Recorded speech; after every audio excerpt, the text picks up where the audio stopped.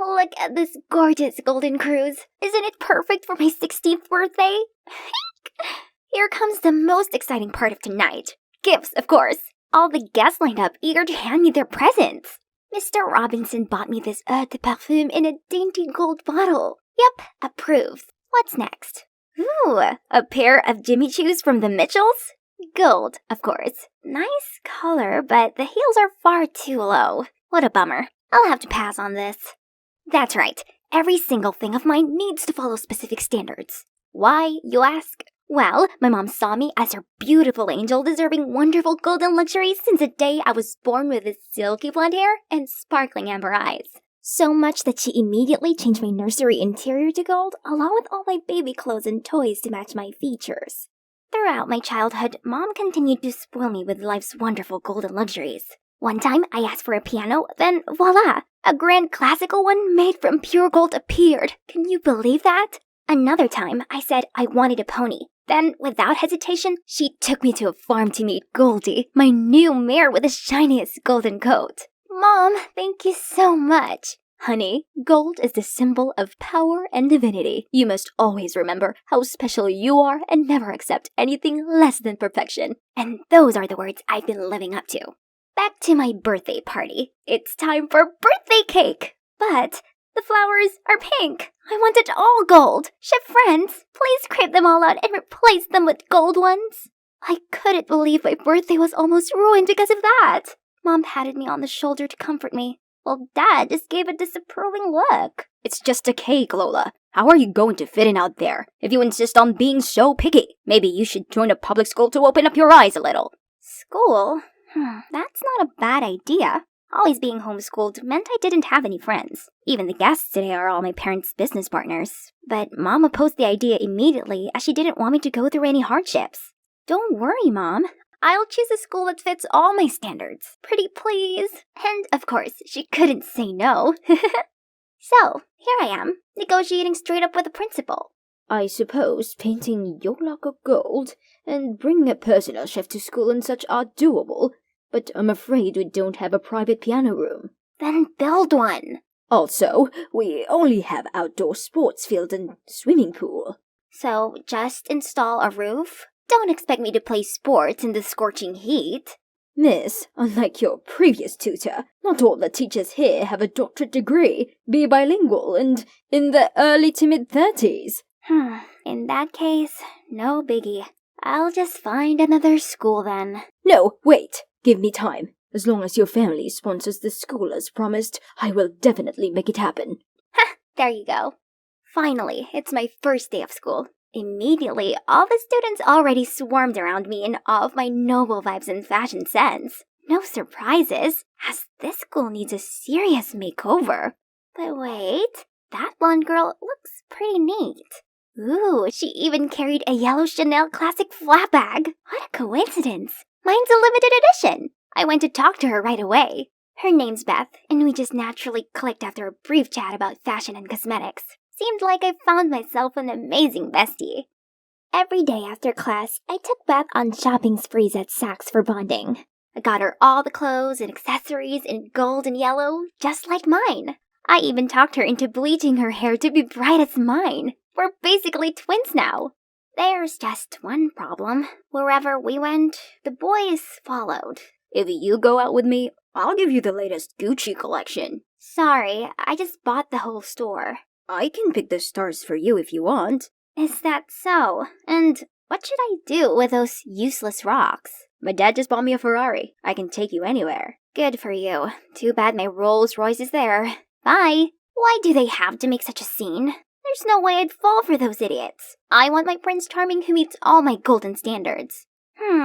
How about just letting everyone know my ideal type? Then I can suss out the pyrite from the real deal boyfriend material. With no time to waste, I created an Ask Me a Question story on IG and asked Beth to cooperate.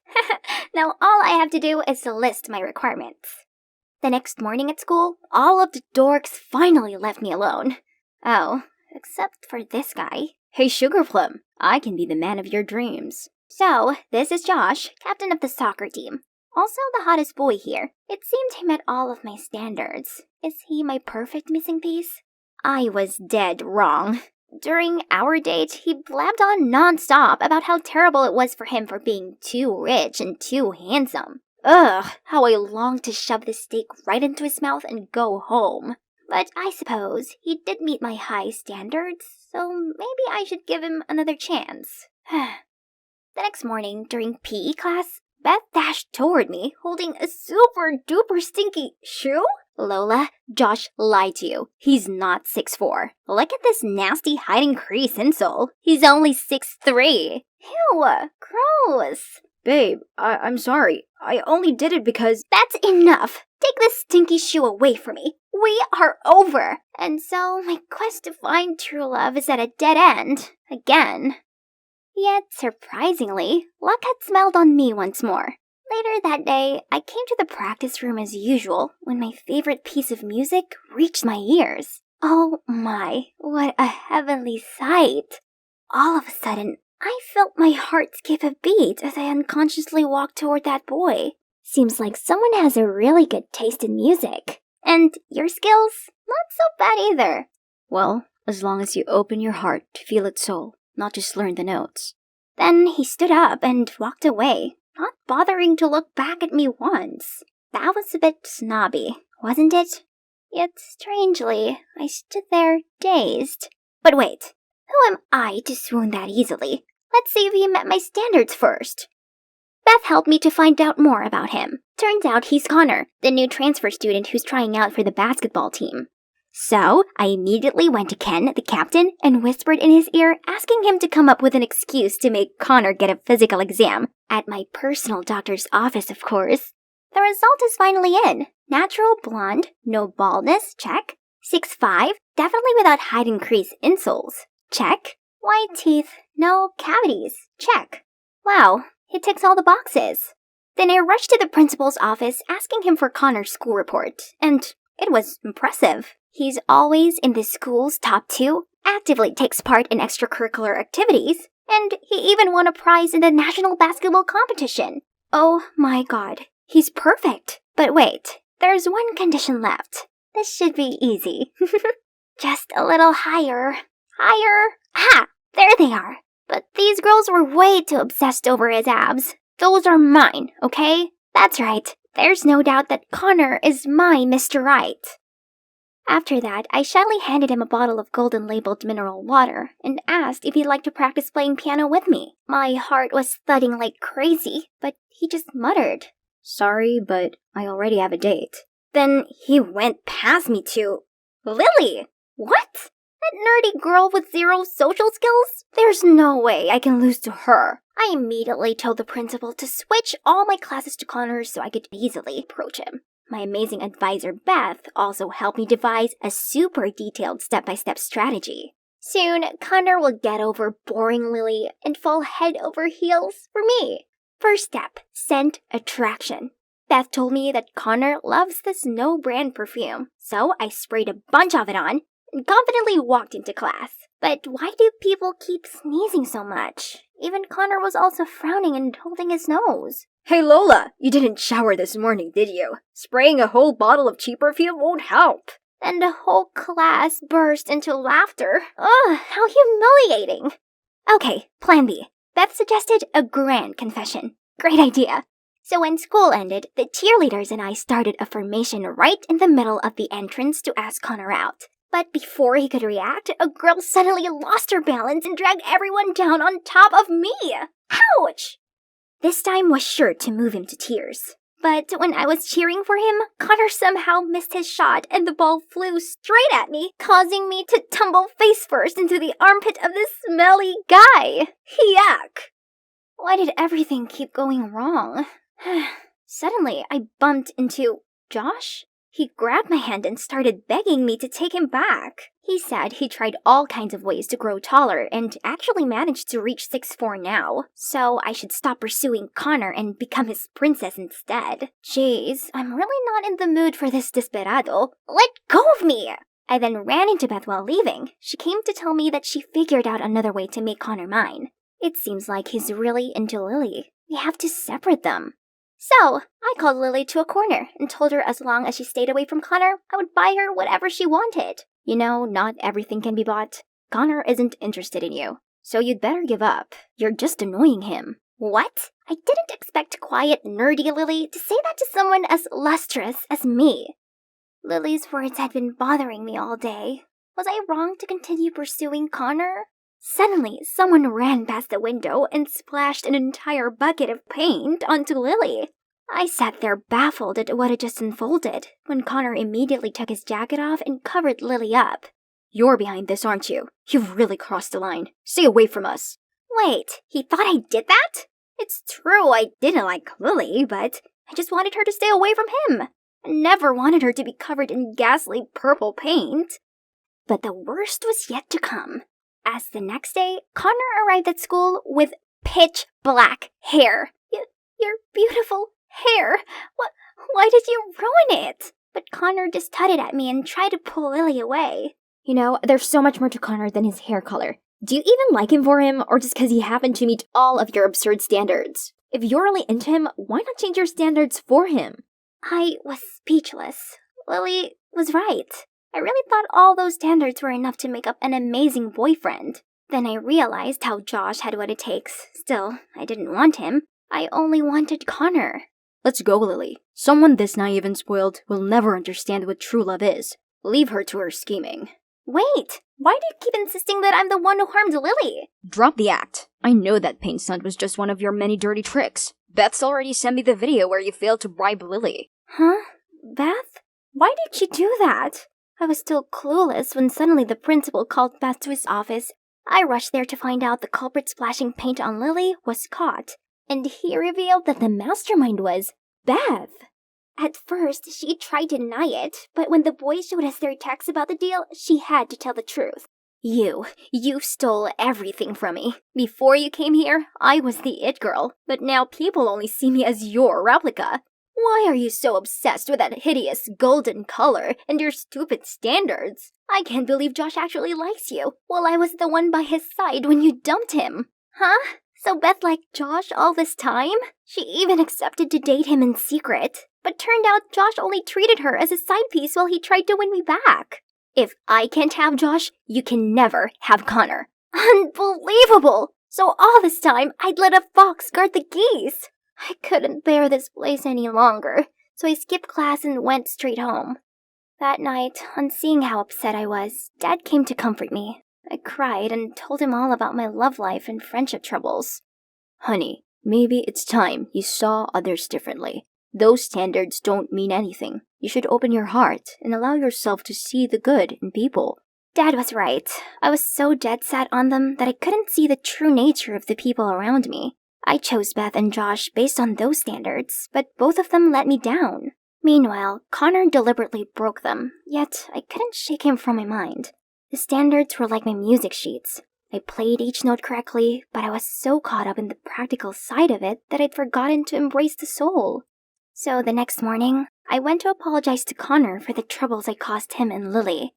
I just want you to know, I really like you, no matter what color your hair is. But may I ask you one question? What is it about Lily that you like so much? What? You think I'm dating Lily? She's my cousin. Uh-oh, this is so embarrassing. But wait, in that case, does that mean I still have a chance? Do you remember when you were 10? You participated in a children's piano contest. A gold necklace was stolen from the hotel you were staying at. Yeah, I just have a vague recollection about that incident. The suspect was a blonde boy, a female employee's son, but I noticed the necklace peeking through a man's pocket instead. Leave the boy alone! This man is the thief! So that kid was Connor? He was grateful and super impressed with the innocent and righteous girl back then that he recognized me right away the day we met again. However, when he saw how cocky I was, he thought I'd changed for the worse and ignored me. Now I see the admirable girl I know is still there after all this time, so I wouldn't mind if we start getting to know each other anew. Really? Wish me luck this time, you guys. 1 minute, I was shopping for a designer bag in Paris. Next, I was scrubbing toilets in a castle for a guy who raised pigs. Talk about a crazy plot twist. Hi, I'm Ivy. Please like and subscribe because this story will blow your mind. From birth, I had it all. Dad gave me a Tesla before I could even walk. They were big shot politicians, and while they gave me everything, the one thing they never gave me was their time. They were always traveling, meetings here, conferences there. Sometimes I had to watch the news just to remember what they looked like. People envied my life. I envied, well, people who actually had parents around. But at least I got a fat allowance to drown out the loneliness. I threw the best parties, wore the priciest outfits, and believed I was living the life. Until everything came crashing down. I was 17 when it happened. I was scrolling through the TV when I stumbled on a news headline that made my stomach drop. Breaking news. The Federal Investigation Unit is probing Mr. and Mrs. Stone for large-scale fraud using shell companies and offshore accounts. Mr. and Mrs. Stone? That was my mom and dad! I called them immediately to ask about what I heard. I called repeatedly, but no one answered. My heart raced. Something was wrong. Come on, Mom, pick up! Dad? Just when I thought I could faint from fright alone, Mom sent me a message. We're okay. Don't call. We'll explain everything later. No call, no explanation. Not even a how are you. I tried to convince myself they wouldn't abandon me, but that illusion broke the next morning. I woke up to find 2 cops on our doorstep, with a warrant and icy voices. Are you Ivy Stone? I nodded, heart racing. We're here to seize Mr. and Mrs. Stone's property. They're fugitives in a financial crime case. That was the moment my world collapsed. Records say you've got an aunt in North Carolina. She has agreed to take you in. You're underage. We can't leave you here alone. And just like that, I was shipped off to the middle of nowhere to my mother's sister, a woman my mom cut all ties with when I was still a toddler. She worked as a servant in the royal palace now and stayed in the servants' quarters. I was on my way to meet her when the universe gave me a clear sign that coming here was a mistake. You! Are you blind? Do you know how much this costs? He turned around to face me and I almost lost my footing. He was gorgeous. Bright green eyes, dark messy hair. Tall, but definitely my age range. Sorry, princess. I don't have eyes at the back of my head. Just like that, the spell broke. Oh, how dare you insult me after what you did? Hey, who wears Dior near a pig pen? You lowly, muddy, pig-stinking, farm floor-wiping pig! Wow, creative. You should write poetry. I forced myself to locate Aunt Nancy's house before I buried someone in pig mud. I was still seething. I couldn't even bring myself to cheer up when I finally did. Welcome to North Carolina, Ivy! What's welcoming about this place? Everyone stinks like a farm. Ivy, with what happened, you should be grateful for this opportunity to change scenery. But that was easier said than done. First, she served something that looked like suffering. Is this prison food? Oatmeal surprise, with a pinch of sardine oil for flavor. Build strong bones. I'd rather break a bone. I rejected the food, determined to order something that didn't look like something I'd rather throw on someone, like that pig guy. But when I tried ordering dinner from a nearby cafe app, I discovered something that made me scream. No funds? Card declined? What? Turns out I'd spent my last allowance on a shopping spree I barely remembered. Great! Now I went broke, parentless and foodless. How was I supposed to survive? For days, I barricaded myself in that tiny room. My so-called friends were too busy mocking me online while my parents were still MIA. It felt like the world had turned its back on me. Aunt Nancy swapped her usual prison food for something brighter, things I could recognize. Still, I couldn't eat. Your food's gone cold. So is my soul. If it's that bad, why not get a job and buy your fancy meals? It's summer holiday after all. I wasn't born to work. I was born to be adored. I knew I was giving her a hard time, but I was so angry at how my life flipped. I couldn't see past my own misery. Until one stormy night. Ugh, I hate storms. Unable to sleep, I shuffled to the living room to distract myself, and found Aunt Nancy showing off some improvisation skills. Hey, why are you fixing that by yourself? The rain is going to soak everywhere if I don't. Shouldn't you be sleeping in your room? You're sleeping in it. That's your bedroom? You left it for me? That's when I realized that this house only had one bedroom. You're sleeping on the floor just so I can be comfortable? Why even bring me here when you and Mom don't even talk? Your mom is the one who cut me off. Once she had money and fame, she started treating poor people like me like I was a disease. But you're my niece. I wasn't about to let them throw you into some foster care without a fight. Tears stung my eyes. All this time, I'd acted like a brat, but she was the only one who'd shown up for me. That night, I promised myself I'd carry my weight and stop acting like the world owed me something. So, I applied for a part-time job at the palace, even though Aunt Nancy insisted I shouldn't bother. And the governess gave me a position I never expected. You've been assigned as a personal assistant to a member of the royal family. Report upstairs after dinner. Wait, personal assistant? Royal family? Like crown prince kind of royal? Something like that. Be respectful. Don't make him upset. Rumor said the prince had been ruling the kingdom since he was just a child, with the governess's help. This could be my big break. Impress him, marry rich, and escape Pigtown for good. So I put on my best smile to meet my so-called salvation. Good evening, my prince. I've brought... Oh, it's you again. No way. Looks like you're in charge of keeping me happy now, Miss Dior. This must be a joke. Okay, so plot twist. You're the prince. So you shoveled mud just to humiliate me earlier? Some of us like working hard. You're stuck with me now, princess. I expect my boots cleaned by morning. Royal dirt only, of course. Never. I quit. I wouldn't give him that chance to humiliate me. I intend to double your pay in 2 weeks. Unless this cranky attitude's permanent. Then go ahead. I wanted to scream or throw grapes in his smug face. But double pay? I can have enough for myself and for Aunt Nancy. Fine, Prince. Casper. Just call me Casper. Just as I had expected from a muddy pig prince. Casper hired me just to torture me. Wake up at 5 a.m. and scrub Pigman's boots with my bare hands. This work was already a royal pain. Stupid mud-shoveling prince. You missed a spot. Say one more word, I swear I'll fling this at your royal head. Temper, temper. Not very maid-like. You're enjoying this. Immensely. He made it his duty to give me the dirtiest tasks ever. There were flies, there was animal poop. But what shocked me was how easily he did it all. Show off. Then I tripped over a rake. You okay there, Dior? Get out of my life! I tried not to care, but curiosity was killing me.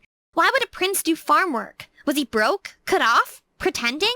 Maybe the palace was just holding on to past glory. But then, how did he afford to pay so many servants? When I asked Aunt Nancy, she just didn't care much about all those things. So I was convinced he probably was just some broke fraud in a crown. Especially after he dragged me to the market to buy food for animals. Where are your guards? Aren't you, like, important?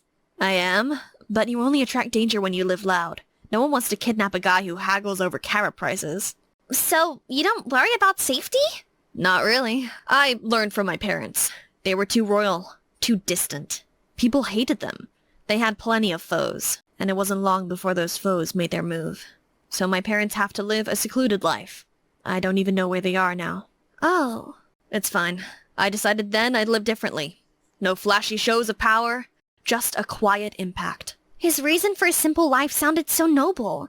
But watching him argue over loose change... So I can't get a 50-cent discount? Nah, I remain convinced he was definitely a broke prince. 3 weeks into my stay here, I came into his room for my routine cleaning and found him in front of a safe full of cash and gold. What? You're rich! My parents may not be royalty anymore, but I didn't lose their wealth. Then why live like this? You've got servants, money. You should be out shopping, partying, wearing designers. I live to fix my parents' mistake. When I turn 18 and take the crown, the people won't get a king, they'll get a servant. The life of excess I once had suddenly felt empty. Just 'cause I have money doesn't mean I should waste it. The farm may be a cover, but when I use earned money to help people, it feels right. It feels like I'm giving, not spending someone else's riches. Wait, you work, get money, then give it out? What? It's called giving to charity? Speaking of that, I will be visiting the orphanage tomorrow. Want to come? That night, my respect for him skyrocketed. He was everything I hadn't been. Grateful, grounded, good. And when I followed him to the orphanage, I realized he wasn't bluffing. He even came with a truckload of gifts. Casper, you came! Of course I did. I brought someone new, too. Are you his wife? What? No, I'm just a visitor. Relax, future queen of awkward. Casper could tease me all he liked, but that day I began to see who he truly was beyond all that sass. He wasn't performing. He truly cared, and the kids adored him. Thanks to him, I even got some love too. I made this. You're really pretty. Oh, thank you. We spent the whole day laughing, giving, and just being at the orphanage. Something in me changed after that day. I was starting to love the girl I was becoming. The longer I stayed, the more this place felt like home. Then, one night, I got a call from an unknown number. Hello? Ivy, it's me, Mom! Mom? Where are you? Shh, your dad and I, we're in hiding, but we've arranged something. Meet us at the old bus station outside town. Tomorrow evening, we'll plan our escape. We miss you, sweetheart. And Ivy, don't tell anyone. The next night, I went, still reeling from the call. At that moment, I thought maybe it would all be okay. There she is! But they had a lot of explaining to do. Why did you leave me? Did you really commit fraud? It was all lies. We vanished to keep you safe, but now we have a plan to reunite. We just need your help. Help? We knew that you work for the palace. That's our key. What are you talking about? Those royals are swimming in wealth. If you can just get something, cash, jewelry, we'll vanish for good, start fresh. My mind flashed to Casper's safe, but you want me to steal? It's not stealing, it's survival. They won't notice. You're underage anyway, so even if you're caught, You left me. Now you want to use me? we did it to protect you. No! You did it for yourselves. You never even checked on me. We couldn't, they were tracking us. Just then, I got a text from Casper that read, "We're looking for you. You okay?" I stared at the screen. That one text meant more than all the gifts my parents ever gave me. I came here hoping you were innocent. But asking me to steal from my employer, your own sister's workplace, shows me exactly who you are. Don't be stupid, Ivy. Don't waste this chance. No, I won't be your pawn. When I returned, I found them waiting, worried. Ivy, my goodness, where have you been? We've been looking everywhere. I saw my parents. You what? They told me to come with them, that we could run, change our names. They wanted me to steal for them. Casper's eyes went dark, while Aunt Nancy covered her mouth in shock. I almost said yes. For a second, I wanted to. I thought I missed them. But then I remembered everything I've learned here, everything you've taught me, how you chose a different path despite who your parents were. So I came back. Then Aunt Nancy pulled me into a tight hug. Welcome back, Ivy. And also, you're fired. What? I just told you I didn't agree to steal! Pack your things. You're done working here. Was he serious right now? I was about to explode. Until I saw Aunt Nancy trying not to laugh. Okay, what's really going on? You're fired as a maid. Not from my life. You're enrolling in my school. Final year, fully funded. Salary stays. Call it a scholarship from your annoying boss. Wait, are you serious? I've cleared it with your aunt and the school. Welcome to Royal High School, Princess Dior. I was so happy I could cry. You scared me. I was about to fight you. Fight me? With what? Those baby fists? Oh, now you're in trouble. I thought money was everything, until someone with nothing gave me everything, and someone with everything lived humbly. They taught me that true strength lies not in what you own, but in what you choose when no one's watching. Voila! Finally done! The most exhausting part of moving mansion was having to rearrange my Birkin collection. But at least my walk-in closet is bigger than my last one, so now I need to pick out the perfect outfit for school tomorrow. First impressions are crucial. This is my favorite fit at the moment, but let's get a second opinion. Mom, Dad, what do you think? Wellstone High's new Queen Bee's incoming! Adele, there you are. I bought you a few new items. Ooh, goody. I love surprises. What is this? Mom, are these for the maids? Honey Pie, it appears that well-off residents in this neighborhood have been targeted by a dangerous robbers gang. For your safety, you'd better tone down your outfits, at least until they catch the thieves. I know it's not ideal, but safety first. Come on, Pumpkin, isn't this shirt adorable? No, it's not. I'm not being seen dead in that rag. My parents were probably just exaggerating. Let's see. It seems some girl had her Hermes bag stolen, another her Cartier bracelet, and some guy his Rolex. No, I couldn't let some crooks take my precious babies. The next morning, I trudged downstairs in those awfully bland clothes. Ugh, they were itchy and smelled so bad. Darling, this will only be for a little while. You're our only angel, and we simply couldn't bear it if anything were to happen to you. Fine. Where's my chauffeur? I want to take the Porsche today. At least that can still save my grand entrance. Absolutely not. If you do that, you may as well be wearing a beacon to attract those thieves. I think it's best if you take the bus. The bus? Before I could protest anymore, Mom kissed me on the forehead, burst into tears, and ran off hysterically. Have a wonderful day, sweetie. Great. So much worrying for me. Now I had no choice but to find the bus stop, wherever that was. I wandered around the corner when suddenly a deafening scream came from behind me. Thief! Watch out! I spun around to see a guy running towards me, so I immediately sped off. but soon I felt the thief reach me. Terrified, I crouched down, raised my bag. Here, take it! Don't hurt me! But no reply. I peered up and saw the guy was ahead of me and was restraining a bad guy. Turns out he wasn't the thief, and the actual thief wasn't after me. Oops, how embarrassing. Let's just leave ASAP, but I ended up crashing into some flashy car. Are you okay? It's the guy who just caught the thief. I froze. He's so handsome. I was about to reply when the car door swung open, and this angry rich guy stormed over to me. Are you blind? You scratched my car. Pay up. Leave her alone, Bernie. He's handsome and kind, totally different from that arrogant Bernie guy. Turns out he's called Roy. We all go to the same school. Better still, Roy offered to drive me there in his fancy car. What a shame that I bumped into a hottie looking like a mess. If only he knew the real me, he'd fall for me hard. We're made for each other. We even have matching cars. We arrived at school to a bunch of fangirls waiting to greet Roy. Makes sense. He's handsome and oh so rich. What's not to like? Roy told them I was new here, but they didn't seem so pleased to see me. Roy, it's so sweet you're helping out the less fortunate. Ugh, these peasants! If only they knew the real me. To prove to Roy that I was so much better than those other girls the next day, I snuck my designer clothes to school to get changed. When I spotted Roy, I hurried over to dazzle him, but that annoying fangirl Maya interrupted us again. Nice try, new girl, but your knockoff clothes won't impress anyone. You shouldn't judge someone by their clothes. That's very kind of you, Roy. But we both know that only a Chanel girlie like me would be a good match for you. Everyone started to make a fuss, but Roy just shooed them away to leave. Ugh, thanks to those wannabes, I'd missed my chance with him. After class, I changed back into my boring plain clothes, ready for the bus home. What is this tacky fabric? Suddenly, Roy passed by. Cute shirt. I think it suits you much better. There's nothing wrong with dressing down. It brings out one's natural beauty better. Wow, it seems that rich boy Roy wasn't a show-off. What a blessing in disguise this pretending to be poor was. Roy clearly liked me more this way, so I should keep it up. Once, I pushed a bike to the end of the street and waited for Roy to pass by, so I could make out it was broken and ask for a lift. It's definitely not because I don't know how to ride a bike.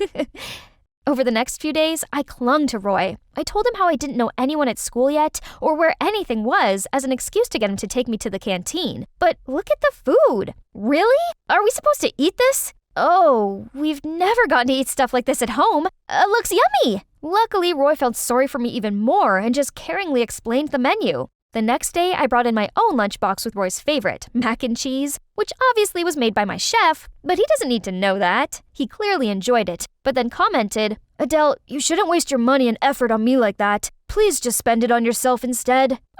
Even though he was wealthy, he was so thoughtful of others. How come I'd never thought of things this way? On the weekend, I went to a fair my parents were sponsoring in a nearby town. I wandered off by myself and suddenly spotted a familiar face selling caramel apples with some kids. Oh no, Roy! What was he doing here? He couldn't see me all dressed up like this. Before I could dart away, his eyes locked directly on mine. Roy! Hello? Why are you looking at me so strangely? This dress. It's handmade. And, my mom found these shoes somewhere. Enough about me. Why are you here? Oh, I'm volunteering at an orphanage. The kids, they're the ones that grew these apples. Oh my god, could this guy be any cuter? Even though he's loaded, he's so down to earth and humble and he wants to make a difference. I really have to learn a lot from him. Later, I took the bus back to town with Roy. We continued chatting even after stepping off the bus, but then this convertible pulled up alongside us. Ugh, it was Bernie and Maya. Oh no, don't let her drag you down like that, baby. Where's your Rolls Royce? What's this? Isn't this Chanel's archive? Adele, are you? Yeah, right? This is a fake one. Now, please, leave. I grabbed Roy's arm and pulled him the opposite way. Adele, are you okay discrediting your image in front of Bernie like that? I mean, he's popular and rich. Everyone wants to impress him. I'm not that kind of social climber. He's such a conceited, bossy jerk. Unlike you. Roy seemed touched by my words, as he invited me to go to the grape farm with him next weekend. Okay, so I thought Roy had invited me here for some relaxation and fresh air. I didn't expect to be made to carry out tasks. This was probably his way of challenging me, and no chance I was going to fail it. The workers here are immigrants from different countries, but thanks to my extensive traveling, I know quite a bit of foreign languages, enough to ask them to show me what to do, and it just so happens that my parents are obsessed with vintage wines, so I know my Chardonnay from my Cabernet Sauvignon. Oh, these grapes will make a fine Malbec. Ne sais pas, Pierre? Oh, I taught myself different languages and watched various documentaries to improve my skill set. It's nothing. Later, Roy needed to re-roof the barn, so he climbed up a ladder while I stayed below and passed him tools. But the ladder began to wobble, and he screamed at me to jump back. But instead I stayed there and held out my arms to catch him. Are you okay? That was dangerous. Why didn't you step away? I couldn't watch you get hurt.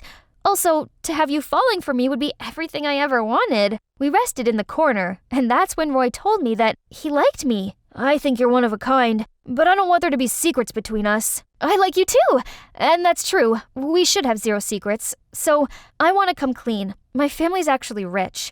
Super rich. I'm sorry for not letting you know sooner. What about you, Roy? Do you have any secrets? Actually, my parents own this farm. Only the workers don't know about this, so please don't tell them. Aw, humble Roy. He's really the sweetest. He was also very understanding about the reason why I had to hide my true background. Finally, the gang leader of the robberies was caught. Things seemed to be back to normal, and this meant I could publicly go back to being me again. Everyone looked at me with different eyes. Only, Roy didn't seem all that impressed. When I invited him to my favorite restaurant, he told me he didn't like those stuffy places. Plus, he had too much work at the farm. I really wanted to go on a proper date with Roy, but I suppose just being with him was enough. So I agreed to help him out at the farm. As we waited for my chauffeur to pick us up, someone leaped out of a bush and snatched my gold necklace. As I gripped my bare neck in shock, Roy darted after them and grabbed it back. I noticed the robber say something to Roy before he fled. I later asked Roy about it, but he just shrugged it off. The next day at school, a woman in tatty clothes ran in, saying she urgently needed to find her son. When she saw Roy, she rushed towards him. "Oh, here you are! I thought something happened to you! Someone told me you were in trouble!" Everyone began chattering. "Roy, you're wealthy.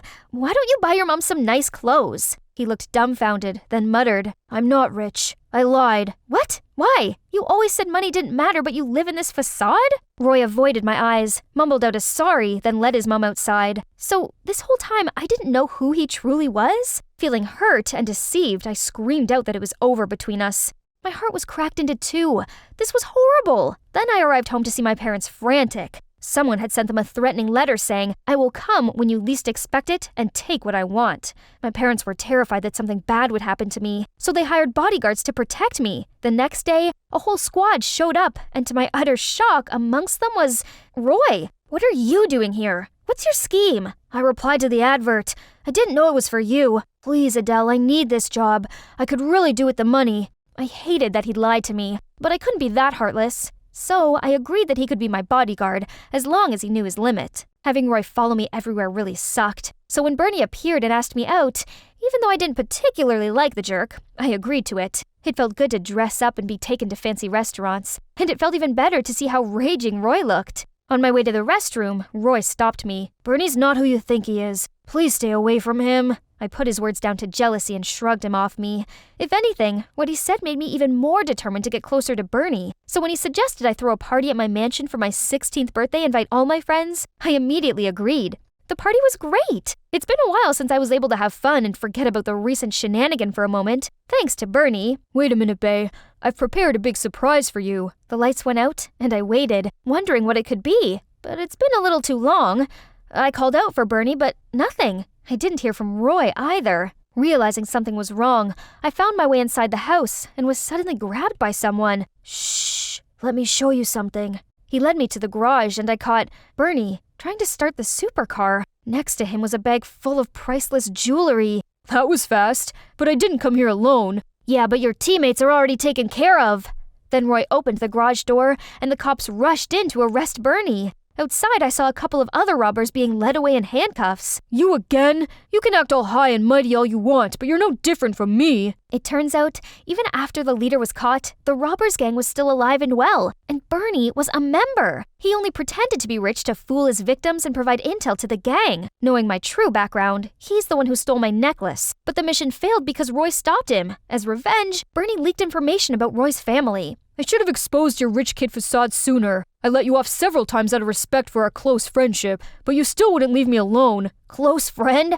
Who falsely accused me of theft then?" As he was being led away, I suddenly remembered something. "What about the letter? Why did you do such a stupid, unnecessary thing?" Bernie looked confused and insisted he didn't have time to write insignificant things like letters. "It was me. I wrote it. I knew Bernie wouldn't stop trying to steal from you, and I didn't want you to get hurt. So I sent the warning letter for your family to take cover." Roy walked off, but I went after him. What about some accusation between you and Bernie? Is it the reason why you have to live a fake life? Roy explained he and Bernie used to be close friends. Roy was always poor when Bernie's family was a little better off. Roy discovered that Bernie was involved in some petty thefts, so Roy tried to make him stop, but he only took revenge by accusing Roy. Although there was no specific evidence, due to his poor family background, people always assumed that he'd done it. So when Roy transferred schools, he decided to pretend to be rich, so no one falsely accused him again. Oh, my poor Roy. Ugh, why is finding my balance so tricky? Ouch! Roy helped me up and checked I wasn't hurt. You don't have to do this. Just live your life as comfortably as before. Nope, I want to do this. This way I can cycle to see you whenever I want. A flashy car or fancy outfit doesn't change my value as a person, but working with you felt good. And you know what? Even though you're not as well dressed as when we first met, I still like you a lot. Hey guys, I'm Feather, and I look just like any other 16-year-old, right? Actually, my life as a teenager is far from ordinary since I have hemophilia, a rare disease in which my blood doesn't clot properly, so even a simple graze could be fatal. My parents are so worried that I might hurt myself that they keep me safely shut away in this mansion. In fact, I've never left it. Money isn't a problem to them as they own this massive energy corporation, so to compensate for me not being able to go outside, they make sure I get anything I ask for. My giant playroom is cool, right? Not only that, but I also own a dressing room with hundreds of cute Lolita outfits. And an enormous pantry full of my favorite snacks that I can enjoy at any time. You see, there's honestly nothing to complain about, except I suppose it does get a bit lonely sometimes. Until one morning, I was woken up by a screeching noise coming from downstairs. Are you kidding me? Do you want to burn my throat with this or what? What's going on here? I went over to the living room and was stunned to see a girl sitting way too comfortably on our couch. I was still trying to figure out who she was when she suddenly said, "You, standing at the door, get me another glass of cool water. Now." Taken aback, I instinctively went to get her water. Then the girl finally looked up and seemed startled to see me. "Oh my, I'm terribly sorry. I thought you were just one of the maids." Turns out she's Katie, the daughter of Mr. and Mrs. Forger, the two scientists that are collaborating with our family's corporation. My parents arranged for them to stay here to facilitate the research on the upcoming project. When I told her about my life and condition, she seemed really surprised. "Oh, Feather, it's as if you live in your own tiny world. There are already flying cars out there, and they've just invented time machines too. You're missing out on so much." "Really? How come no one told me about this?" "I'm just joking, silly. Whoa, you weren't kidding about not leaving this place, were you?" Then she started telling me about some of her favorite things to do in the outside world, such as watching the latest movies in the cinema, going to the mall where she could actually try things on before buying them, or attending all the fun festivals. It all sounds so cool. We chatted for ages. Then I showed Katie around the mansion. Her reaction when seeing my dressing room and the playroom was seriously priceless. From then on, I spent lots of time with Katie, but my favorite part about being around her were her stories about school, where she got to learn new things and make a lot of friends. Seeing my excited expression, Katie immediately suggested that I talk to my parents about maybe letting me experience it myself. Actually, it doesn't hurt to try, right? So at dinner, I gathered my courage to say, "Mom, Dad, I want to go to school. I understand that you're worried for me, so Katie will come along to protect me. Right, Katie?" "Oh, yes, that's right. Feather is in good hands, Mr. and Mrs. Adams." My parents seemed very hesitant, but after a whole lot of persuading, they finally agreed with conditions. We'll join the most prestigious school in the state and have our own chauffeur. As for Katie, "To avoid any incidents occurring, I suggest you get rid of the long nails and jewelry, Katie." We went back to my room after dinner, and I just couldn't hide my excitement. Yes, we'll get to go to school together soon. What should I prepare? What would you recommend? But then I noticed Katie staring in sorrow at her newly done set of nails. "I'm so sorry, Katie. Is there anything I can do to make it up to you?" "It's okay, Feather. What matters is that you're able to go to school, and I'm so happy for you." It's bedtime anyways. I'll head back to my room now. I'm so lucky to have a friend like her. As I was indulging in my thoughts, a familiar voice startled me. "Hey, I heard you two are going to school. Are you sure it's safe? Katie doesn't seem all that trustworthy." "That is none of your business. You're just jealous that I've made a new friend while you're still lonely, aren't you?" In case you're wondering, this guy is Liam, the butler's son. He was my childhood best friend and used to come to the mansion every day for homeschooling and to spend time with me. But we had some petty argument and I hadn't seen him since. Well, at least not until now. He was about to ramble about something else, but I slammed the door in his face. I wasn't going to let him ruin my mood. What I need to think about is my school day that's coming up. Oh my, it's so exciting, I really can't wait. We are going to Edgewood High today. So I decided to wear my favorite Lolita dress as Katie suggested. Oh, I almost forgot, Mr. Freddie. He's been my best friend since childhood, and of course he had to come along with me on this big day. Katie also said I should try introducing him to everyone. That would help me make new friends faster. Such a brilliant idea. Whoa, we're finally here. Hey, Katie, how do we find our lockers? Hey, Katie, when is lunch? Hey, Katie, do you know who's going to teach us? Oh my God, Feather, stop asking. Everyone's staring. I didn't even notice. It's probably because we're new. Hi, I'm Feather. Or maybe it's because of your extravagant outfit. Before I could say anything, someone spoke up. That's a lovely dress. Oh, you're right. They do seem to like my dress. I waited for everyone in the room to settle, then confidently introduced myself. Hi, everyone. I'm Feather, and this is my best friend, Mr. Freddie. As soon as they saw Mr. Freddie, everyone burst out laughing. I didn't know what was so funny, so I just awkwardly laughed along. After class, I asked Katie why our classmates laughed earlier, and what she told me was unbelievable. They were making fun of me. It's so sad to know, but I guess not everyone can be as nice as Katie. She also told me to dress down next time to attract less unwanted attention. It's a bit upsetting, but I guess I'll have to do what's best. So I listened to Katie's advice and ditched the OTT dress.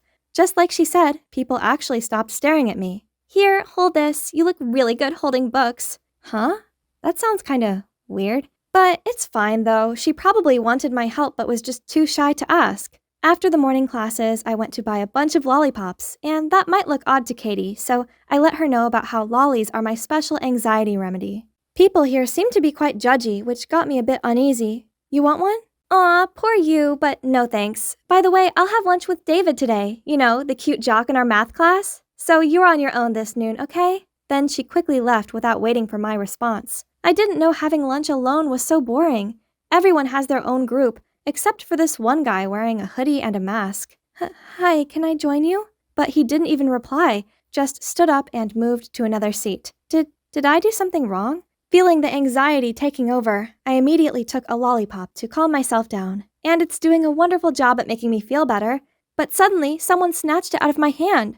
I chased after him, but slipped on someone's foot and fell hard on the floor. Panicked, I burst out crying, and I heard the guy that took my candy say, Feather the toddler. Then everyone laughed at me again. Luckily, a guy spoke up. Stop this nonsense. What are you going to do if she's injured? Oh wait, it's the weird guy from lunch. He checked on me to make sure everything was fine, then quietly went back to his seat. I didn't even have the chance to ask for his name before the teacher came in. This guy was so strange, but there was one thing I didn't understand. Why was Katie also laughing? Back home, Katie came to find me in the playroom, and I questioned her about the incident earlier, and she quickly apologized as she thought they were just joking. She then suggested going shopping and offered to buy me something to cheer me up, and so I agreed immediately. We went to the mall the next morning, and I had the best time. We had iced coffee and some delicious pudding. Katie also got me an adorable little hair clip, and so I bought her a bunch of new clothes in return. We were about to head home when Katie said,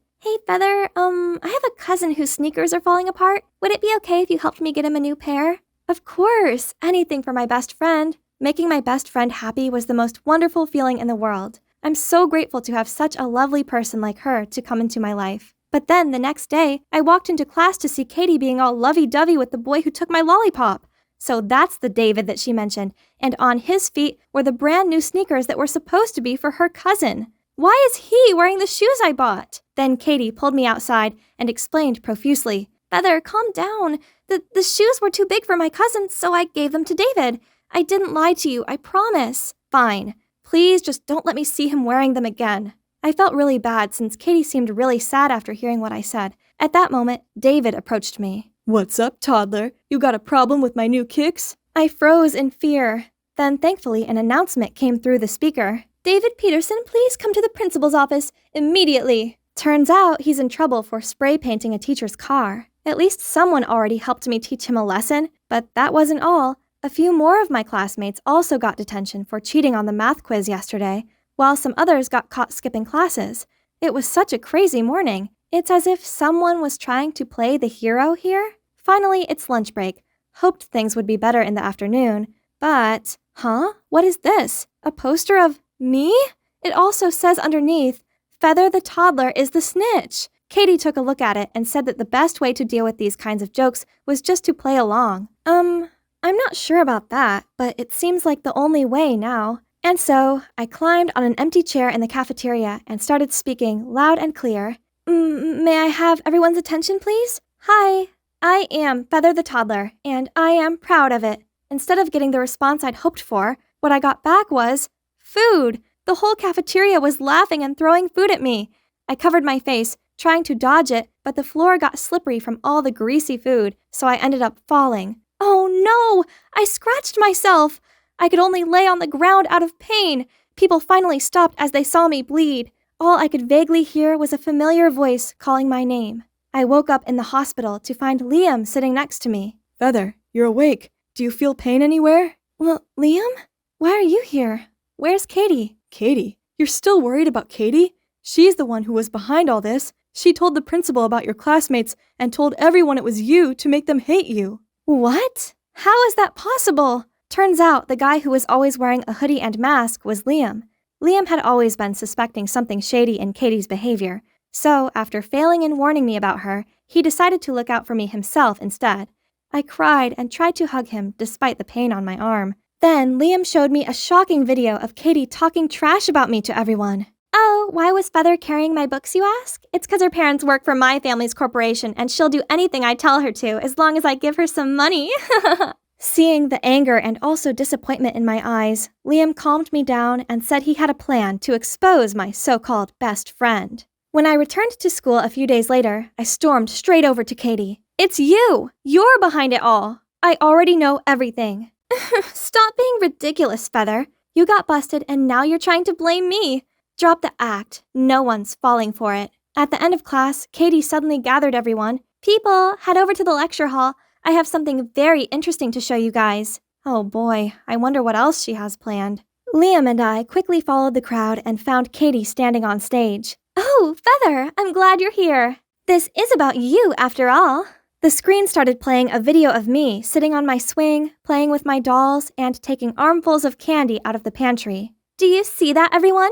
Feather is just a toddler in a teenager's body. Such a weirdo. I was waiting for everyone to start laughing, but the crowd stayed completely silent. Then Katie hesitantly continued, Not only that, she's also the poser who snitched on us. Then, to her surprise, the angry crowd started booing and shouting at Katie, saying she is the evil snitch. Then they turned to me. Your rooms are actually pretty cool. I wish I had a snack pantry like that. It's so awesome. Katie sounded panicked as she continued talking more trash stuff about me, but no one listened. Turns out, Liam had set up a group chat in which he'd posted proof of Katie's actions, including the video of her talking to David, and also pictures of her coyly walking out of the principal's office after she must have snitched on everyone, and her putting up that mean poster about me. Katie, you're the one embarrassing yourself. Everyone knows that you're a snake in the grass. I trusted you, and what I get back are all these lies and schemes. I feel so ashamed for ever calling you a friend. As Katie looked around at the unimpressed-looking crowd, she realized her game was up, and quickly fled the scene. Later on, we arrived home to see my angry-looking parents standing next to Katie's mom and dad, who had all their luggage packed ready to move out. Yes, Liam had already told them everything. In the end, Katie's parents made her apologize to me. Only after a lot of persuading did my parents let them keep their jobs. I never saw Katie again, but I did make a bunch of new friends that I invite around sometimes. The snack pantry is a big hit. Now, I wear whatever I like without worrying about being judged. Most of all, I'm enjoying my school life, and it's all thanks to the help of my trusty soulmate, Liam.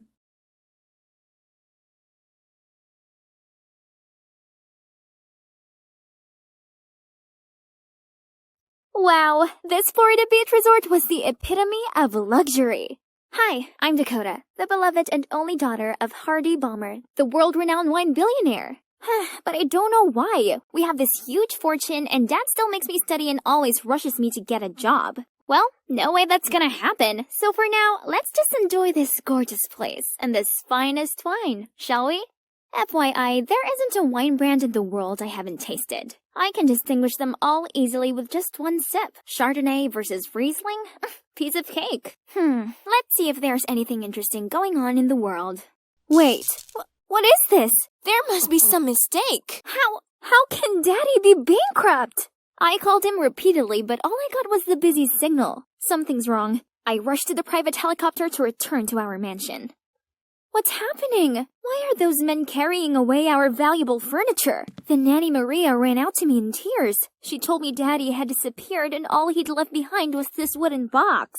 I rummaged through it, but only found some old notebooks and a certificate of ownership for a farm winery. Oh well, Dad may be bankrupt, but at least I still have this vineyard to live off. Let's go check out my newly acquired assets then. This place looks huge. I wonder how much money it made a month. I looked around and then wandered into an enormous wine cellar. Curious, I touched some wine barrels when suddenly someone's voice snapped at me. Stay away from them. Who are you? I'll have you know that I own this place, so I'll do whatever I want. Have you lost your mind? Get out, now! He suddenly grabbed my wrist and dragged me outside. I furiously screamed and people started to gather around. Listen up, my name is Dakota, Hardy Balmer's daughter, and from now on, I'm in charge around here. I showed them the certificate of ownership as proof, but they didn't seem to care. Only an old-looking man came to shake my hand. Welcome, Miss Balmer. I'm Jack, your father's long-standing companion. Come inside. My son James will show you around in a bit. Okay, finally, someone showed some manners. Oh, I miss hanging out with my friends. I should have been at Fashion Week right now, not here in this lousy farm. Get up, couch potato. You have a vineyard to visit. Ugh, it's that rude guy again. It's too hot outside now. No way I'm making my way out there. So I shooed him away and continued staring at my phone. James then threw the stupid map of the winery at me and left. Thank God, he finally left me alone. After a week of lounging around and being waited on by Nanny Maria, I eventually longed for fresh air. Remembering the map James gave me, I decided to check out the place. First stop, the vineyard. Wow, it's so big! But why did they leave the soil so crackling dry? Let's see, where's the sprinkler?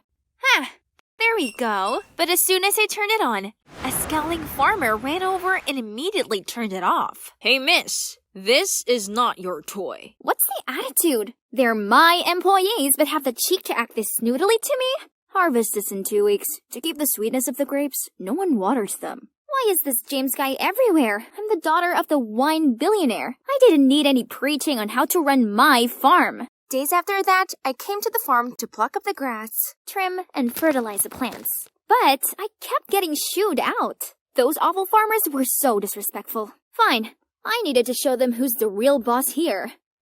That night, I asked Dad to gather everyone in the communal dining room and declared I would fire some of them for their disrespectful attitudes. But they just gave indifferent looks. How dare they? Didn't they know I could just sell this place and make them all homeless? But then Jack handed me a contract signed by my daddy, stating that due to the blood, sweat, and tears they'd all put into this place, no one has the right to fire them or sell the farm. Jack also gave me other documents. Seemed like due to my family's bankruptcy, the farm had not been doing well. If nothing changes, it might be dissolved. What? So the only property Dad left me was also on the verge of failing? I yelled at them, then do something to sort it out, now! Suddenly, everyone got up from their seats and glared at me with anger. My head was spinning around. Feeling panicked, I rushed outside. I sat by myself, hugging the wooden box Daddy left me in bewilderment. I flipped the notebooks and was surprised to find a letter in the bottom of the box, in which Dad told all about how from the day Mom passed away, he'd put all the effort into this farm and became a successful entrepreneur. I used to believe that compensating my time for work to provide you with a wealthy life would be enough. All this actually did was create a greater distance between us. My darling Dakota, I'm so sorry. My only hope is that you'll see as much beauty in this vineyard as I do. If only Dad was here now. How can I deal with all these troubles and challenges ahead? I burst into tears. They meant no harm. James' voice startled me. I quickly wiped away my tears. He sat beside me and offered a wine-spludged handkerchief. This isn't just some random farm for these people. It's also their home. Don't accuse them of not trying. This farm means far more to them than it does to you. I was just... This is when we should all stand together. Don't let your selfishness threaten the future of this whole winery and everyone involved. Even though I hated his guts, what he said did make sense. Maybe I had been neglectful of my responsibility for this place. If this winery was the most precious thing to my dad, then I want to put it right, for him. James smiled gently, putting his hand on my shoulder. That's settled then. We're all gonna revive this place. He then left after telling me to show up at the cellar at 5 a.m. the day after. The next morning, while walking around, James told me everything about temperature control and wine brewing. Growing up, Dad would always pass on this wine knowledge to me at the dinner table, and I actually remembered them. He even took me to his wine tasting sessions, and that's how he discovered I was gifted with a great sense of smell and taste buds. Even James was impressed with my talent and said I was born to work in this industry after letting me taste some samples. The next step in the process was much harder than I thought. It took me a whole day to memorize all the different varieties of grapes and how to sort them, but I still messed it up. How come there are so many ripe stages? I was frustrated and was about to leave when Karen, my instructor, called me back. You have to take it slow. Wine takes time and we have to be patient. Okay, fine. I'll try. As I was sorting, I got to chat with the workers and it turned out they were quite friendly and even helped me out a lot. It was true that these workers really treated this place like their home and cherished it here. It had been more than 2 weeks and I was harvesting the new crop with everyone. Thanks to the tips in Dad's notebook, with a pinch of my own creativity to it, James and I were in the process of creating a new line of wine. I was confident that this would help revive the winery. I was checking stuff in the cellar when James rushed in with a leaflet in his hand. Hey Dakota, this is our chance. Wow, so this town was hosting an upcoming wine festival. If our winery could win something, we could gain lots of orders for this season. The next morning, I prepared all the documents to register for the King of Wine contest. While waiting for the interview, I strolled through the showroom and tasted the previous winning wines. Wow, they all have unique tastes. Since I had my eyes closed to appreciate the wine layers, I bumped into a handsome guy and accidentally spilled red wine on his shirt. Oh, I'm sorry. No biggie, it's just a small stain. Oh my, he was such a gentleman, which made me feel even more guilty. I was about to ask for his contact so I could make it up for him later when the organizer called me for the interview. My eyes were just looking away from him for a sec, and he'd already gone. Anyway, it was a blessing the interview went well, and our winery was eligible for the contest. I decided to treat myself to a coffee before heading back, but at the counter, I realized I didn't have any money on me. Oh no! I forgot my wallet. I'll pay for that. Wait, it's him, the guy I spilled the wine on. Turns out he's Danny, and he might be young, but he's in fact a skilled wine critic who even held the position of vice president of the city's wine association. More surprisingly, he's a fan of my dad's and adores the wines he created. After chatting with him, I came back to the farm to tell everyone the good news. They were all very excited and started preparing for the competition right away. 2 weeks before the competition, the organizing committee sent over a few people to do some preliminary assessments. And guess what? Danny was also here, being a part of the inspection team. So after the inspection, I invited Danny to stay and share some knowledge about wine brewing. And fortunately, he's free for a few days and was pleased to stick around. Yay! I excitedly told James the great news, but he responded with no interest. That's not exactly good news. Why? Oh, I see. You're jealous of him, aren't you? What? Me? Jealous? What does he even have for me to be envious about? Well, he's handsome and also exceedingly knowledgeable about wine. And people seem to like him. Wait, where are you going? I haven't finished. Whatever. No one needs him, as we have Danny here now. Such a charming gentleman. For the next 2 days, Danny kept trying to make time for me. Yes, just the two of us. Gosh, he's so romantic. I could spend hours with him. Dakota, you're the most special girl I've ever met. Hey, dinner time. Ugh, another would-be perfect moment ruined by James. He seemed to go out of his way to come between us. He sat in between us in the dining room, saying it was his favorite seat. Then, he followed us into the vineyard and said he was checking the quality of the grapes at 11 p.m. For real? Such a third wheel, and he's so cranky toward Danny. Hello, the guy's trying to help us here, so why the grumpy attitude? Later that night, I was passing by the kitchen when I overheard James and his dad. Should we start now? Definitely. The big day is coming up, or else we won't make it. Dakota is busy being all lovey-dovey with that jerk. She doesn't need to know this. What? Are they planning something behind my back? And then, something absolutely horrible happened the next day. When Danny and I arrived at the cellar to pick up the competition wine, we stepped into a sauna. What is this? Why is the wine cellar so hot? Someone must have tampered with the room temperature. I rushed to check the wine. Oh no, the heat had removed the last 2 notes and made it too sour. I fell to the ground and started sobbing. Danny tried to comfort me. He told me not to worry as he'd introduced some big clients to me, then he had to leave to prepare for the upcoming competition. I looked at the barrels in sorrow, but then remembered something. My dad also set the heat too high once and found a way to filter and ferment it again to tone down the sour flavor. I'm sure it's somewhere in the notes he left. I hurried back to my room to search through the wooden box, but I couldn't find it anywhere. Someone definitely was messing with me. Oh my god, who else could it be? The conversation between James and his dad came to mind, so I furiously went to look for him. Seeing James, I couldn't control my anger and shouted, "It's you, isn't it? You adjusted the wine cellar temperature. You stole my father's notebook. You've been planning to sabotage me for a long time, haven't you?" James acted confused, but before the snake could blurt out anything, I stopped him and said, "Get out of here, now!" He gave a defeated nod, then left without a word. Tomorrow is the day of the contest, yet I don't have any wine to enter. I picked up the letter my father left me and felt like a loser. Maybe I'm just not fit for this. Right at this moment, James pushed the door open. "Dakota, look! I told you to leave!" Ignoring my words, James calmly poured a glass of wine and told me to try it.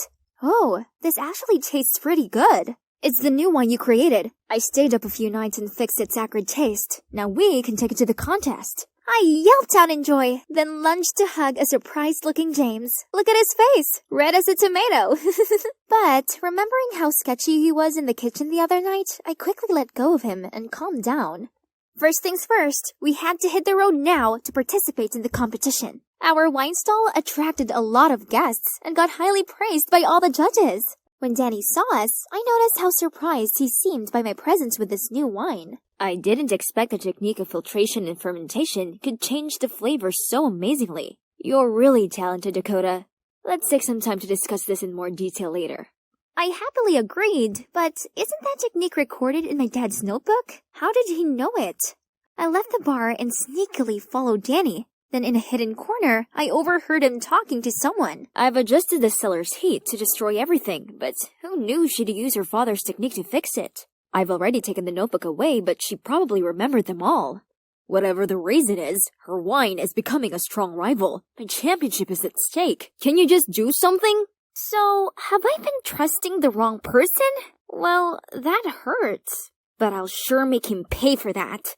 I quickly submitted the recording to the judges, and immediately there was an announcement to pause, and the wines were regraded by blind tasting to be fair. And you know what? The new wine I created won the 3rd prize. Okay, so the prize money wasn't as grand, but it'd help us get a decent amount of orders for the next year's crop. I happily went to the podium to accept the award and almost fainted on stage because the awarder was no one other than my dad. I hugged him and sobbed uncontrollably. It turned out that my father was not bankrupt. He just donated all his assets to charity. His plan to pretend bankruptcy was just to help me become more independent and walk on my own feet. It's unbelievable, but I'm not mad at him for it. On the contrary, I feel very fortunate that my father did that to give me a chance to grow up. As for Danny, he was kicked out of the City Wine Association. That's the price to pay for his cattishness. He deserves it. And James, it turns out that the conversation between him and his father was just about fixing the wine as the two of them discovered the spoiled wine way before I did. Now, the vineyard is my first career, just like it was my dad's. This place is my home, and the workers are my family. Yep, this even includes this cold, cranky guy.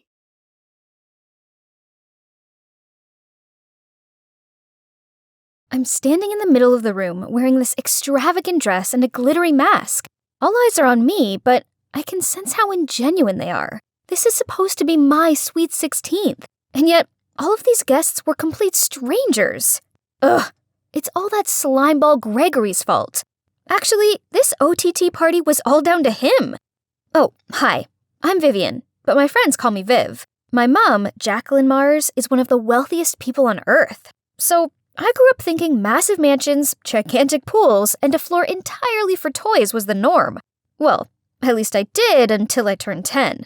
That day I was playing in my life-size dollhouse when I heard talking coming from the other side of the fence. I peeked over it and saw a woman and a girl around my age who looked kinda weird. Curious, I spoke up. "Hey you, why do you dress so funny?" "Pardon? What did you say?" You don't even have shoes on. That's so silly. You're the silly one. Bet you've never tasted this before, huh? So try it. Spoiled rich kids like you always look down on others. While in fact, you're no use to society. I just stood there dumbfounded as the security shooed them away. I never meant to offend her. I was just curious. So I rushed inside the house to find Mom and ask her about this. "Oh, honey, not anyone can be as wealthy as we are. That means you don't have to worry about a thing, sweet pea. Now go play so Mommy can work, okay?" Even to this day, Mom's words still linger in my ears. I've grown to resent my family's wealth. I just wanted to be a normal kid. That's why, by the time I got to middle school, I convinced Mom to let me transfer from my private school to a public one and wipe out everything about me online, so no one would know about my influential family. I get the bus to school, buy clothes from thrift shops, and prepare my own lunch instead of bringing the gourmet dish the chefs make for me. A perfect normal life. Until Gregory, Mom's so-called boyfriend, showed up. He sticks his big nose in everything. Thanks to him, Mom wouldn't stop nagging at me about my clothing, my trashy public school, or how I gotta stop hanging out with the mediocre kids. Ugh, he is driving me insane. And to top it off, he gave Mom the idea of throwing me a 16th birthday party. I hate attention. Mom knows this. But what Gregory wants, Gregory gets. "This could be an opportunity to introduce her to society and gain new associates. It'd be good for her when she takes over business in the future, blah, blah, blah." Poof. Please. The only thing that man cares about is himself and his associates, not mine. In the end, I agreed to a masquerade ball, on one condition. Mom has to stop interfering with who I should or shouldn't hang out with, especially my friends at school. And that brings us to the present. Right when the host announces that it's time for my first dance? Huh? My what now? Ugh. Gregory! I was confusedly looking around to find a partner when suddenly a hand grabbed me. "Birthday girl, come dance with me." Ugh, what a creep. Let go! Can somebody help me with this? Suddenly a boy around my age appeared. Oh my. He has the most beautiful gray eyes I've ever seen. "Excuse me, sir. I believe the lady has agreed to have her first dance with me." Thank you, handsome stranger. As we danced, I couldn't help but stare dreamily into those gorgeous eyes of his. We were about to leave the dance floor when he whispered in my ear, "Wait here. I'll be right back." Who would have thought a superficial party like this would lead me to my perfect guy? Suddenly, I heard a snapping sound behind me, and as I turned around, my mask fell off. Oh no, a paparazzi cut my mask string. I tried to cover my face with my hands, but it was no use. Luckily, Mum rushed over and hid me behind her. "Sorry everyone, but the party's over. We had a great time and hope to see you all again soon." Then she led me back to my room, while the security showed everyone the way out. From that moment on, my ordinary life ended for good. My face was plastered all over the internet as the billionaire Jacqueline Mars's daughter. Now everyone at school is looking at me funny. I don't get it, guys. I'm still the same old Viv. Oh, there my besties are. They would surely have my back, right? But nope. As I approached them, they went ballistic on me, saying how I don't trust them enough to confess about my actual background, so from now on we're no longer friends. This is so unfair. I never asked for any of this. I wipe away my tears, trying to act like nothing happened. Huh? What's this? There's a note lying on top of my books that says, "Hey, it's me, the guy from your birthday party. I'm so sorry for what happened to you. If you need anyone to talk to, text me anytime." Oh, so he's from our school? Wow. Just when I thought no one's there for me, he showed up again. But there's no name, though. Is he still playing this mysterious game? Okay, I'll just call him my masked knight then. From that day on, we texted nonstop. He just gets me. My family situation, my friends, everything. One time, he even secretly slid a Blackpink concert ticket in my bag. since I once told him that I was their diehard fan. Another time, he sent me a gift card to my all-time favorite ice cream store, Ben & Jerry's, just to cheer me up on a bad day. Aww. This ice cream tastes delicious, but I can't help wishing the masked knight was here with me. All I know is he has the most beautiful gray eyes and gorgeous black hair. Oh, speak of the devil. Hey, I have a surprise for you this Valentine's Day. Hope you're as excited to see me as I am to see you. Finally, I get to meet the boy I'm crazy about. I can't wait! On Valentine's Day, I was in English staring out of the window and thinking about my masked knight. I wonder what he looks like. Ladies, I brought your Valentine's roses. Here you go, Viv. This is it. It's gotta be from him. Happy Valentine's Day. Have a taste of the rose, then come meet me at the pool. X. I quickly unwrapped the candy, popped it into my mouth, then rushed to meet my dream man. Well, where was he? As I tried calling him, the room started to spin. I saw the outline of a blurred black figure, then... Ugh. My head is killing me. Where am I?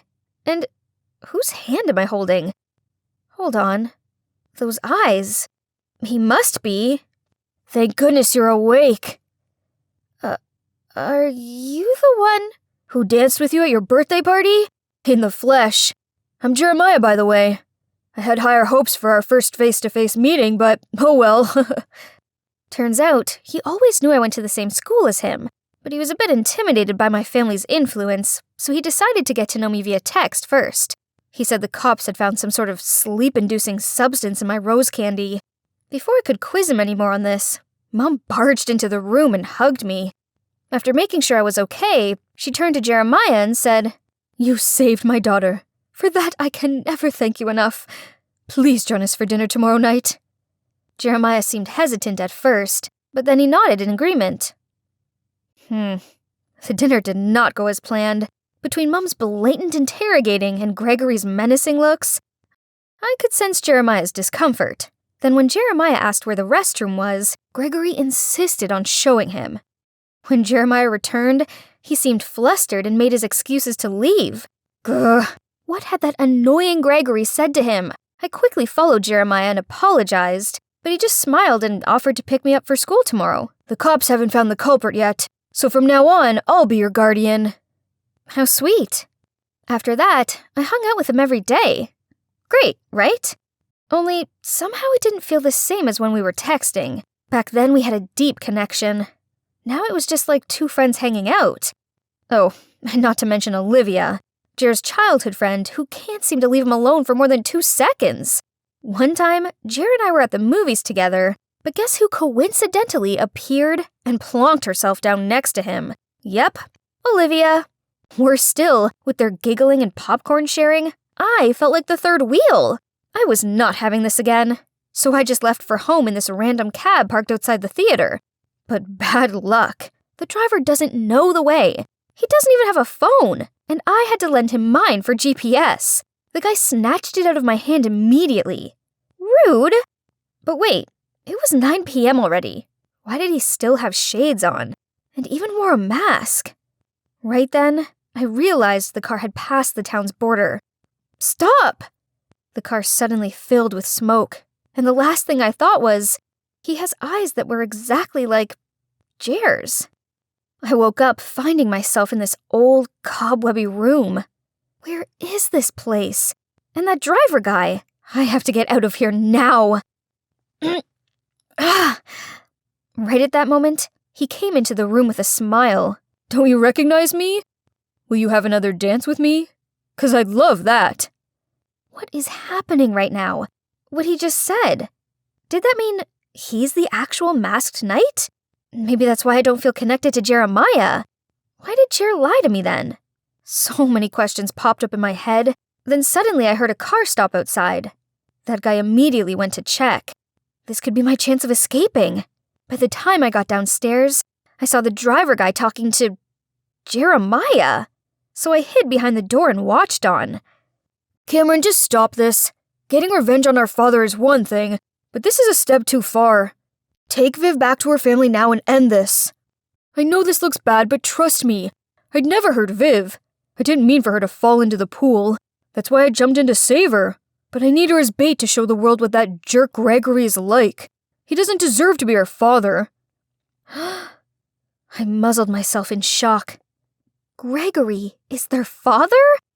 And that Cameron guy was the one saving me, not Jer? Don't you forget who abandoned us when Mom had a close brush with death, then took all our business and properties, even our home, leaving us helpless? That jerk deserves all he gets. I was trying to process it all when another car arrived. Gregory's. I quickly hid under the stairs before he walked in with a bunch of bodyguards. Cameron, Jeremiah, my sons, haven't you grown up so fast? Cut to the chase. Give us back the business and what's rightfully ours. Then we'll let your stepdaughter go. Huh, indeed. Like father, like sons. Very smart. But still amateurs, my boys. You see, all that girl is to me is an obstacle blocking my way to the inheritance. So please, be my guest and take care of that little Miss Annoying. Aren't you afraid we'll expose everything you just said? And who's gonna believe you now? Jacqueline is mesmerized by me, so she'd believe anything I say. That snake. How dare he speak of my mum like that? Unable to hold in my rage, I jumped out of my hiding spot and screamed at Gregory. What did you say about my mum? You slimy, lying traitor! Nice talking to you all, but the fun has to end here. Goodbye. The guards lunged forward, about to tie me up when the cops smashed the door coming in, and behind them was Mum! Stop right there! How dare you do this to my daughter? Gregory's face turned paler than a ghost as he mumbled out, Jackie, honey, why you're here? But just in time to save our baby, Vivian. Cut the act. I already heard everything you said, and you're going to jail for a long time. Then the cops led him and took his crook guards away. Seeing Mum, I was so happy I rushed to hug her. Turns out, her investigations of the pool incident led her to Cameron, so when she confronted him, he eventually told her everything. That's how they came up with a plan to catch Gregory red-handed. Mum and the cops had been waiting in ambush around here for Gregory to show up. Then, well, you know the rest. A lot has happened in 3 months. Mum finally finished all the legal stuff, so now the property Gregory had merged with hers to gain her trust is now signed back over to Cam and Jeremiah. I realized that being wealthy isn't a bad thing, especially as it means with influence like this, I can help other less fortunate people and really make a difference. Now I help Mum with her business and her charity work, and I'm really enjoying it. I'm proud of my hard-working, amazing Mum, and I'm proud of who I am. And guess what? I now have real friends who like me for me. As for Jeremiah, well, he apologized about everything. He used to fear his brother was going to hurt me, so he lied to protect me. We made up, of course, and became the best of friends. I'm not sure I can say the same about his brother, though. He did everything he could to beg for my forgiveness, but I just can't. Then one day, Jer asked me to come by his home to visit his mom. She begged me not to think badly of her boys, especially Cameron. He's in love with you, you know? He always talks about you, and how he wishes things would have been different. Oh boy, her words are starting to have an effect on me. When I walked out the door, I saw Cameron sitting on the porch. He turned and looked at me, and I felt my heart pound for my gray-eyed, masked knight. So, taking a deep breath, I walked over to him, just as the sun was setting. Under the giant oak tree, a perfect springtime breeze. His face was just inches away from mine. Deep inside, I knew this was the moment. And just as he leaned in, wait, but I have a child! You what? Holy frogs! Did I just say I had a child? Before he could react, I did the only thing my mind could process. I ran, never once daring to look back. Because if there's one thing that really scares me, it's committing to a relationship. Want to know why? Stay with me as I take you through my story. But before that, please click like and subscribe. I'm Hazel. Yeah, with hazel brown hair, obviously. Can you believe I was just 5 years old when I went to my first nightclub? Yep, my dad was one of a kind. Darling, are you dressed up for date night? And he never changed. Ever. Ready for date night, darling? Dad, come on, this is your 129th date. And I'm old enough to stay home alone now, so please, just go. Fine. But listen, no matter who I meet tonight, you're still my #1 girl, alright?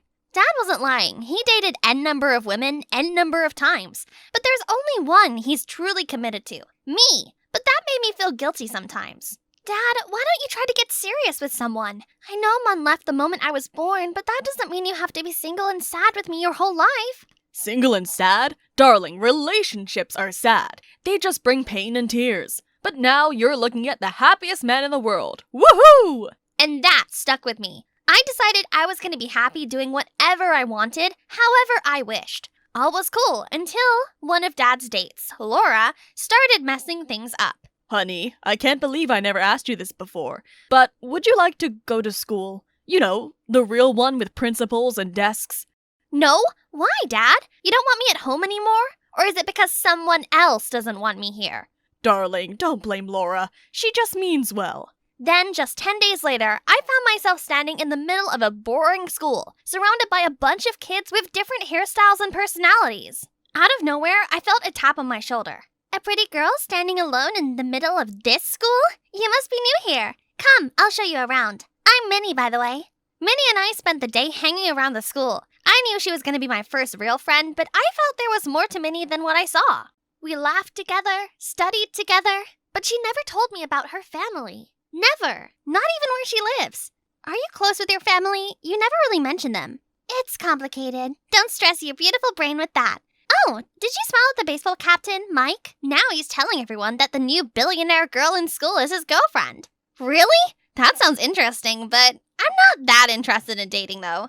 The first few days were a breeze. I quickly became the most popular girl in school and was getting tons of proposals every new day. But then one day, Mike hit me with the biggest twist ever. Hazel, at first I thought you were just passing by my life, but now I realize that you are my life. Would you be my partner for the annual winter dance next week? Huh? You mean dancing? Sure, I love dancing. The moment I said it, the entire cafeteria erupted. Cheers, whispers, and gossip flying everywhere. Wait, this wasn't like I accepted his love proposal, or was it? Hazel, you did read the flyer I sent you about the annual winter dance rituals, right? No? Why? What rituals? It turned out that every pair in the dance that night was meant to be together until the end of school. Sounds romantic, right? Not for me. That night, I researched 100 polite ways to say no to someone, but nothing helped when I saw Mike face to face the next day. So, when do we start rehearsing for the dance? I'm so excited, you know. When? How about never? Well, that was only the first of my many breakups. As days went by, some even started calling me a heartbreaker, but that was fine. I just didn't want to complicate my otherwise fine life. But as time went by, one thing or the other tried to warn me that I was leading towards a miserable life. But I was not going to take it. My 16th birthday was going to be so lit. I had invited everyone at school and thought my house was not going to be enough to hold the crowd. But boy was I wrong. I walked down all dolled up, only to see Dad and Laura standing with a 10-tiered cake. None of the people I had expected turned up. Not even Minnie.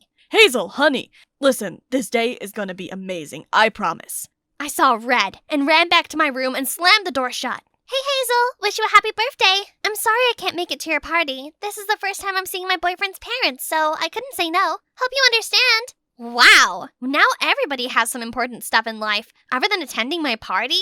Are you okay, Hazel? I am okay, alright? But she wouldn't take it. She had made up her mind that I was a lonely, depressed kid who needed to be taken care of. She handed me a wrapped box. I tore it open, expecting something remotely fun, but instead, a flute. Flute? I don't play the flute, though. Playing flute was one of the things that can make me feel at ease. You should give it a try. Laura sounded honest and emotional. Kind of made me see her differently. Before I could react, suddenly loud crackers burst from outside the window. Then I saw my name written in the sky. Oh my God! Is it? Yes, your dad. He loves you so much. We all do. Later that night, I was practicing my first broken tune when I heard a reply from outside, and it sounded so well trained. Who was playing? I opened the window, put on my slippers, and sneaked out. The deeper I went into the nearby woods, the louder the mysterious tune became. I must be getting close. But right after a few steps, my slippers slipped and I fell into a muddy puddle. So much for peace and flute. I struggled to get back on my feet when a hand reached out to me from the dark. Ah! Ghost! Ah! You're a ghost? No, what? I meant you. When I finally saw him clearly, I realized he was a boy my age, standing under the giant oak tree. Turned out he was Sven, a boy from the local tribe who lived on the other side of the wood. And apparently he was the one who played the flute. We did some talking, and I told him about my so-called birthday party. For the first time, someone actually paid attention. Birthday, you say? Just wait here. He left me and ran somewhere deep into the woods. Then suddenly, I heard loud twigs snap and footsteps approaching me. I was pit scared and closed my eyes tight. When I opened them, a bunch of little kids dressed like tribals stood around me with fruits and flowers. Now this is how you celebrate a birthday. He started playing his flute. Some played drums, and for what seemed like hours, we were all laughing and dancing like it was the best party ever. It was nearly dawn when Sven walked me back home. Thank you. Goodbye then? Goodbye. And if you ever want to spend some time here, walk up to this mark and play your broken tune. Rude, but fine. I'll come by. Also, hey. His crystal green eyes gazed into mine. My heart skipped a beat. Phew! What was it that I just felt? I no longer wished to explore that feeling, so I sprinted home. But I surely knew I was going back to his place very soon. The next day at school, I wasn't even that mad at Minnie when she apologized for missing my birthday bash. It's alright. Can't say it was a bad day after all. Oh my! Look at your face! Are you blushing? Gosh, no! You know me. Nothing serious. I did meet a nice boy, but I'm keeping it low-key for now. Nothing's official. You have to tell me everything later. Promise? I promise. A week passed, and one evening as I reached home, a big shock awaited. We're getting married! What in the world? My dad, the man who used to say commitment is hell, was gonna marry someone? Hazel, look. You probably think I'm some witch who has come to separate you from your dad, but I'm not one. I really care for you. I love you and your dad. But if you don't want this, we won't go through with it, I swear. Laura, you're nothing like the past women my dad dated. Whatever you did for dad or me, it came from your heart. I trust you. Happy for you, old man. But remember, I'll always be your number one girl. You better keep it to your heart. Of course, darling. Of course.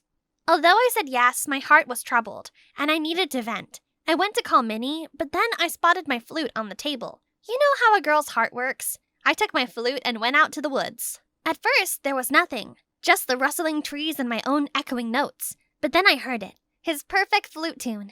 As the song got louder and closer, my heart started beating faster. Boo! Bet you didn't see this coming. Oh, thank you. This is so nice. Well, today is full of surprises. I told him about my dad's wedding plan, and he was super excited. He even started sketching out the decor ideas. That tree right there has some amazing pink flowers, perfect for a dreamy wedding. Then he took me to a beautiful large tree that stood in the middle of the woods. He whistled, and suddenly 100 birds flew out of that tree, shedding tons of pretty pink flowers on us. Dreamy, I know! I twirled around like a happy kid, but I suddenly slipped. Luckily, Sven caught me just in time. In his arms, I felt my feet slipping and my mind racing. Well, it's official then. I'll tell my dad you'll do the wedding decor. Sure, and hey, never think you're alone. I'm here. I'm so glad you came today. That was sweet.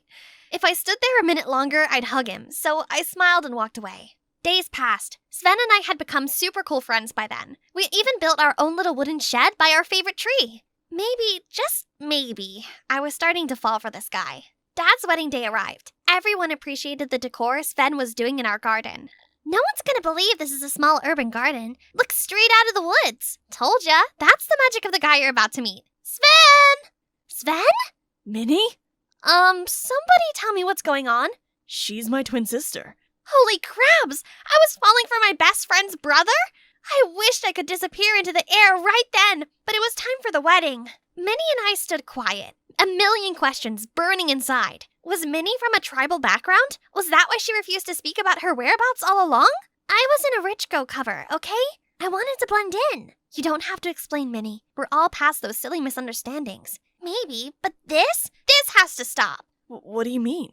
Your rich friend's off limits to me now? Not that, Sven. You don't know about her. No offense, Hazel, but I can't just stand by and watch you break my own brother's heart like you do with every other guy. Minnie, she's nothing like you know of her. You don't know what she'll do to you, Sven. Enough! Can't you take your sibling fight elsewhere? I need to leave. What a pretty mess I've fallen into. And worse, Sven was growing on me and I had just started feeling something that might lead to a true relationship. Now I must give that up for Minnie?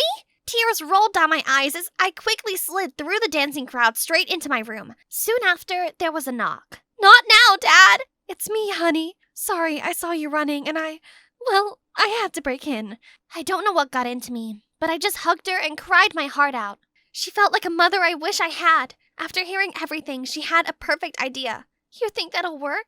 Sometimes, Hazel, the only way to know who's real is to test them. Her words echoed in my head, sounding so simple, so brave. But as I sat on my bed, phone in my hand and Minnie not answering, a knot of dread tightened in my chest. If she wouldn't pick up, maybe Sven would. Sven, I've made my decision. I need to go. I can't be the reason you and Minnie drift apart. You can't leave. What about everything we built here? I'm sorry if this wasn't obvious before, but I really like you, Hazel. Please, I'll talk to Minnie. I'm sorry, Sven, but it has to be this way. Minnie wasn't entirely wrong. I had broken many hearts in the past, so maybe this is what I deserve. Getting my heart broken. Just so you know, I liked you too. That's why I must go. He held my face, and we got so close to having a moment when it started raining. I got to my senses and backed away. I ran out of the woods, Sven following me. Hazel, please don't hurt yourself like this. I crossed the road to my house when suddenly a car screeched right behind me. Sven was in the middle of the road, staring blankly. I rushed to push him away. He fell on the other side as the car sped away. Well, I got some bruises in the process, but the best thing was I saved Sven. Sven and Minnie came to visit me, but this time Minnie didn't look guarded. She didn't look like someone trying to protect her brother from me. She looked like my best friend. Well, that's a relief. Though I did bring these in case you still needed some convincing. I think I'm already convinced. You two are annoyingly cute. I'm sorry I was such a jerk. Sven told me everything just now. You shouldn't leave. I can see that you have true feelings for him. It's all right, Minnie. I won't let you down. We all laughed, and for the first time in a long while, I truly believed in a love that was real. Even if messy, it was honest and quietly beautiful.